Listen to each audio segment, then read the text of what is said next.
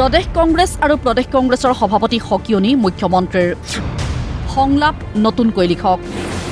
মাথো এখন যুঁজ নহয় এইবাৰ যুঁজ ভয়ংকৰ হ'ব মই কংগ্ৰেছ আৰু কংগ্ৰেছৰ সভাপতি গৌৰৱ গগৈক ক'ব খোজো যে আমাৰ অসমীয়াই বাংলাদেশী কেতিয়াও স্বীকাৰ নকৰে আমি বাংলাদেশীৰ লগত যুঁজিম আৰু আমি যুঁজি জিকিম কংগ্ৰেছে কয় এইবাৰ যুঁজ এখন হ'ব মই কংগ্ৰেছক কৈছো এইবাৰ যুঁজ নহয় এইবাৰ ভয়ংকৰ যুঁজ হ'ব বাংলাদেশীৰ লগত তেওঁলোকক মই শান্তিৰে থাকিব নিদিওঁ আৰু সেইকাৰণে কংগ্ৰেছক কৈছো ডায়লগ নতুনকৈ লিখক এইবাৰ যুঁজ এখন নহয় এইবাৰ বাংলাদেশীৰ লগত ভয়ংকৰ যুঁজ হ'ব ভয়ংকৰ যুঁজ হ'ব জাতি মাটি ভেটিৰ লগত এইবাৰ মুখ্যমন্ত্ৰীৰ নতুন শ্লোগান ৰুটি মাটি বেটি ৰুটি মাটি বেটি ৰক্ষাৰ বাবে ৰাইজৰ পৰা আশীৰ্বাদো বিচাৰিলে হিমন্ত বিশ্ব শৰ্মাই মই আপোনালোকৰ পৰা আশীৰ্বাদ বিচাৰিম যে আমাৰ জাতি মাটি ভেটি ৰুটি মাটি বেটি আমি ৰখিবৰ বাবে যি সংগ্ৰামত নামি পৰিছো তাত যেন দুহাত মেলি আপোনালোকে আমাক আশীৰ্বাদ দিয়ে গৌৰৱ গগৈয়ে কোৱা নতুন বৰ অসম কোনোপধ্যে গঢ়িবলৈ নিদিয়াৰ হুংকাৰ মুখ্যমন্ত্ৰীৰ কেইদিনমান আগতে বৰপেটাত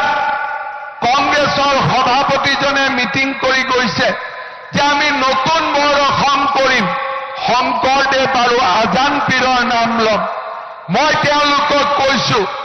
যে নতুন বৰ অসম আমি কৰিব নিদিওঁ নতুন বৰ অসম মানে কি বাংলাদেশী বিলাকক লৈ বৰ অসম আমাক নতুন বৰ অসম নালাগে আমাক পুৰণা বৰ অসম লাগে মই তেওঁলোকক কংগ্ৰেছক ক'ব খোজো অসমীয়াই শংকৰ আৰু আজানক নামানে অসমীয়াই শংকৰ আৰু মাধৱদেৱক সন্মান কৰে অসমীয়াই শংকৰ আৰু মাধৱক পূজে এই কথা তেওঁলোকে বুজি পোৱা উচিত মুখ্যমন্ত্ৰীৰ মুখত নিৰ্বাচনী প্ৰচাৰত আকৌ ওলাল শংকৰ আজানৰ প্ৰসংগ আজানক লৈ বৰ অসম যিকোনো মূল্যৰ বিনিময়ত গঢ়িবলৈ নিদিয়ে বিজেপিয়ে কাৰোবাক লগত লৈ হেনো নতুন বৰ অসম গঢ়াৰ অধিকাৰ কাৰোৰে নাই আমাৰ অসমৰ ইতিহাস চাওলুং চুকাফাই নিৰ্মাণ কৰিছিল মহাপুৰুষ শ্ৰীমন্ত শংকৰদেৱে নিৰ্মাণ কৰিছিল সেইখন অসমক নতুনকৈ কাৰোবাক লগত লৈ নিৰ্মাণ কৰাৰ অধিকাৰ আমাৰ নাই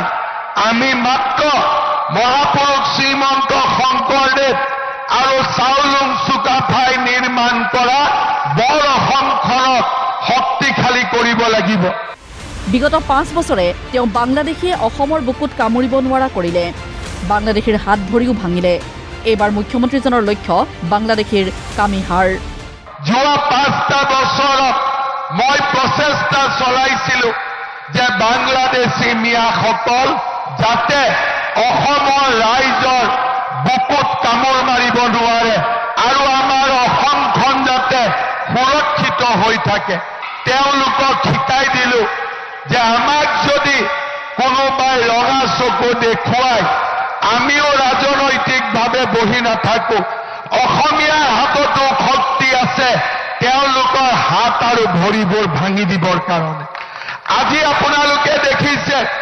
যোৱা 5 বছৰত ৰাজনৈতিকভাৱে এই বাংলাদেশীসকলৰ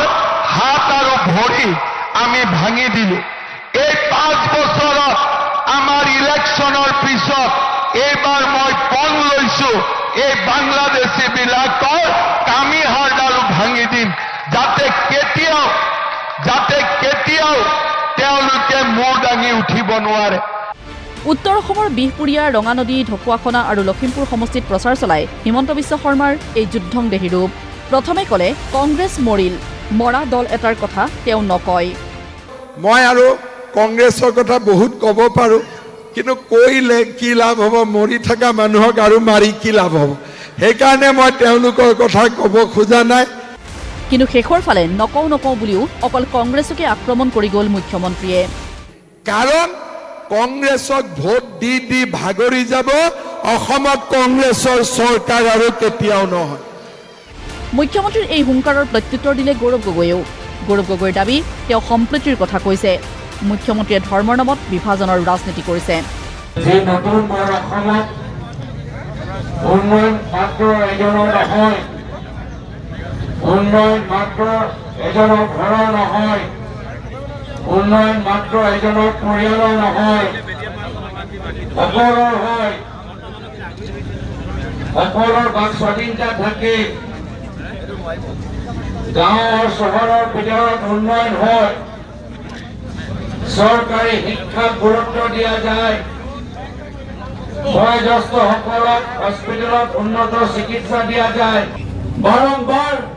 আমি দেখা পাইছো যে তেওঁ আমাৰ অসমৰ মুখ্যমন্ত্ৰী আসন কেনেদৰে প্ৰদূষিত কৰিছে। এই অসমৰ খিলঞ্জীয়া মানুহবোৰ ভূমি পট্টা বিচাৰি, মাটি অধিকাৰ বিচাৰে, আৰু আমি বিপৰীত কি দেখা পাইছো যে মুখ্যমন্ত্ৰী পৰিয়ালৰ নামত শ শ বিঘা মাটি। ব্যুৰো ৰিপৰ্ট, প্ৰতিদিন টাইম।